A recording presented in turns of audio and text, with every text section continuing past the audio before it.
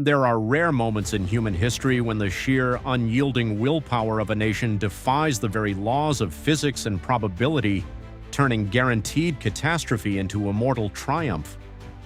In June of 1942, deep in the desolate, sun-scorched expanse of the Central Pacific, the arrogant commanders of the Imperial Japanese Navy were utterly convinced they were about to deliver the final crushing death blow to the United States. Fresh off 6 months of unchecked conquests across Asia and the Pacific, and driven by a rigid military doctrine that viewed America as soft, divided, and slow to react, Japan brought the full, terrifying might of its primary carrier strike force to Midway Atoll. They intended to obliterate what was left of the American Pacific Fleet once and for all. They had calculated every variable, accounted for every enemy warship, and guaranteed their pilots that the Pacific Ocean was theirs for the taking. But in their hubris, they failed to comprehend the terrifying speed, industrial brilliance, and iron grit of American ingenuity. What the Japanese High Command discovered on that fateful morning did not just shatter their premier fleet. It sent a wave of psychological paralysis through their ranks, leaving veteran Imperial admirals frozen in disbelief as they realized they were not fighting an ordinary enemy, but an industrial and martial titan that simply refused to bleed. To fully understand the terror that gripped the Imperial Japanese Navy, one must go back to the smoking ruins of Pearl Harbor 6 months prior. When Japanese bombs fell on December 7, 1941, the United States was caught off guard, its battleship fleet devastated, and its people plunged into the darkest hour of the war. Imperial commanders genuinely believed the American public would lose the heart to fight a long, bloody conflict. But inside the hearts of young American service members, men like 22-year-old radio man second-class Ray Daves, who was wounded during the Pearl Harbor attack, that disaster did not breed fear. It bred a cold, uncompromising fury. The Americans were not going to surrender. They were going to adapt, rebuild, and strike back with a vengeance the world had never seen before. At the epicenter of this legendary clash of empires was a warship that, by all known rules of naval warfare, should have been resting at the bottom of the ocean. Just weeks before Midway, at the fierce Battle of the Coral Sea, Japanese dive bombers had hammered the aircraft carrier USS Yorktown. A giant 250-kilogram bomb tore through her wooden flight deck, exploding deep within her hull, killing dozens of crew members, severing high-pressure steam pipes, and destroying her boilers. Imperial pilots returned to Tokyo, declaring with absolute certainty that the Yorktown was sinking in a sea of her own burning oil, prompting Admiral Yamamoto himself to strike her off the list of active American threats. When the crippled warship limped into Pearl Harbor on May 27th, bleeding heavy black fuel and bearing a gaping crater near her island, top Navy engineers took one look at the damage and delivered a sobering verdict. She would require at least 3 agonizing months in a shipyard to ever be seaworthy again. But Admiral Chester Nimitz, Commander-in-Chief of the Pacific Fleet, did not have 3 months.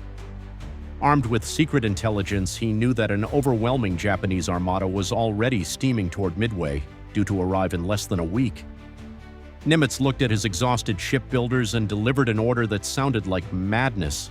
He needed the Yorktown patched, resupplied, and back at sea in 72 hours. What followed in the sweltering, humid heat of Pearl Harbor was an industrial miracle that no foreign military on Earth could have anticipated or matched. Over 1,400 civilian shipyard workers, welders, machinists, and crew members descended upon the broken warship in a relentless, round-the-clock assault of steel and fire. Under blinding floodlights that turned night into day, men worked to the point of collapse without sleep. They welded massive steel plates over gaping hull wounds, bypassed destroyed electrical grids, and braced shattered wooden flight decks with timber, all while young sailors carried hundreds of heavy wooden crates of ammunition and rations down into the galley. To the rigid doctrine of the Japanese Navy, completing such massive structural repairs in 3 days was a physical impossibility reserved for fiction. Yet, exactly 72 hours after being towed into dry dock, the USS Yorktown raised her anchors, cleared the channel, and steamed back out into the open ocean, her engines humming at full speed, ready to hunt the very men who claimed to have killed her. While steel was being shaped in Pearl Harbor, another secret weapon was dealing a devastating blow to the Japanese military high command from deep underground. Hidden in a dim basement office in Pearl Harbor known as Station HYPO, Commander Joseph Rochefort and his brilliant team of codebreakers were working around the clock to crack the indecipherable Japanese naval code JN-25. The Japanese believed their radio communications were completely impenetrable, but Rochefort and his team were reading their encrypted battle plans. When intercepts revealed that an immense enemy fleet was assembling to attack an unspecified target codenamed AAF, Rochefort orchestrated a masterclass in military deception. He instructed the American garrison on Midway Atoll to transmit an unencrypted radio message stating that their freshwater distillation plant had broken down. Hours later, American interceptors caught a Japanese intelligence signal reporting, "AF is short on fresh water." The trap was sprung.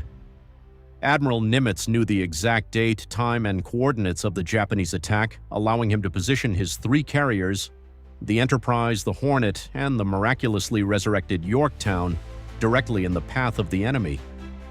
When Japanese Admiral Nagumo launched his bombers toward Midway on June 4th, fully believing the surrounding ocean was clear of American ships, he was unwittingly sailing his entire fleet into the most lethal naval ambush in human history.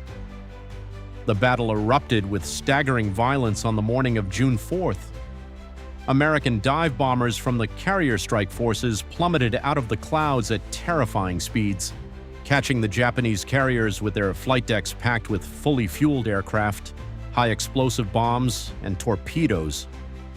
Within a span of just 5 glorious apocalyptic minutes, American pilots turned 3 of the prized fleet carriers of the Japanese Empire, the Akagi, the Kaga, and the Soryu, into screaming, exploding infernos of twisted metal.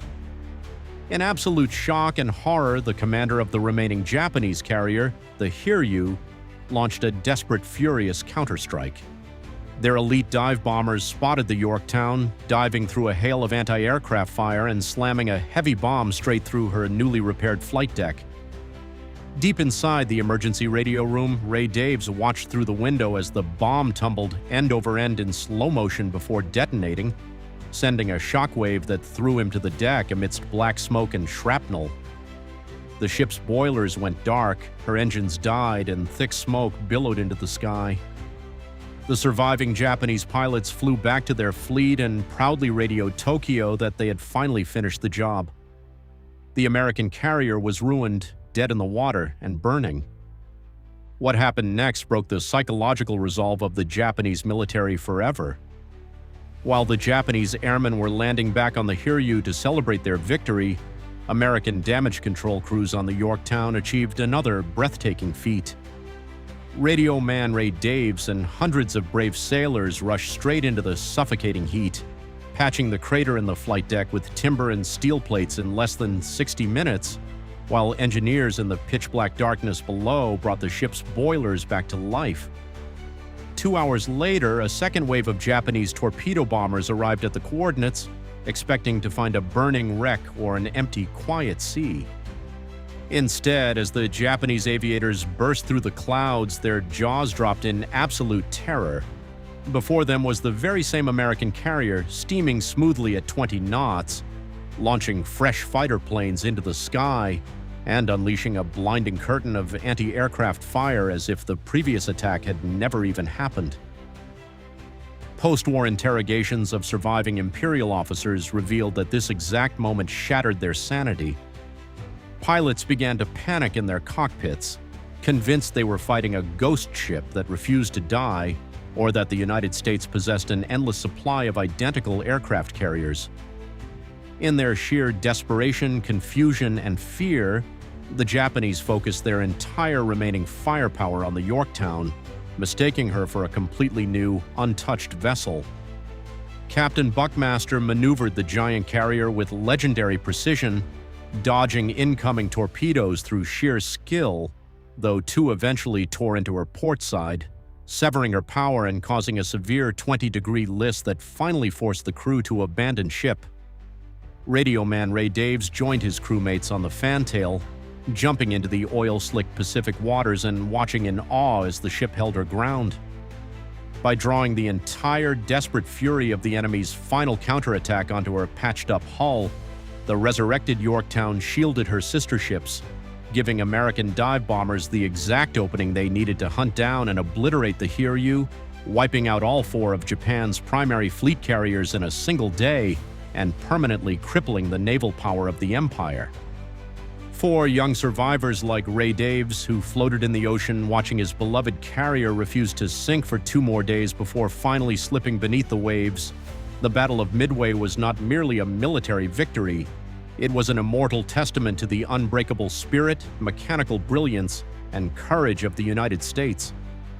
The Imperial Japanese High Command was so thoroughly humiliated and traumatized by how American intelligence, industrial power, and sheer bravery had annihilated their supreme fleet in 24 hours that they hid the truth of the defeat from their own citizens for the remainder of the war. The enemy had come to Midway believing they would burn the American Navy to ash and force a surrender, but they left having learned a lesson the world would never forget: that when American resolve is tested, no force on earth can stand against it.